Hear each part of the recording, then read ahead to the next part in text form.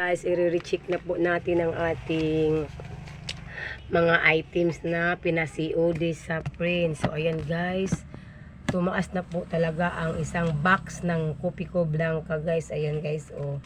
Ang ano niya, ang box niya ay 1,443 na po ang isang box ng Copico Blanca.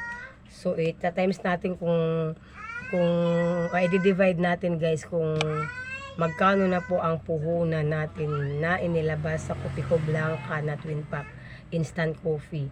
1443.60 divide 120 lang po ang laman yan guys. 120. So, ang puhunan guys natin sa Copico Blanca is 12.03.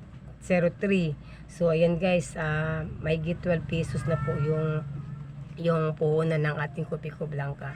So kaya i-retail po natin siya ng ano guys, sa wholesale. Ibibenta ko po siya sa wholesale ng 13 pesos. So at least meron po akong mga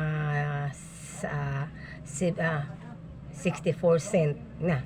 Yun lang. Pero ang retail ko guys sa hindi tindahan ay i-retail ko po siya ng 15 pesos. So ayan po ang ating update. Thanks for viewing.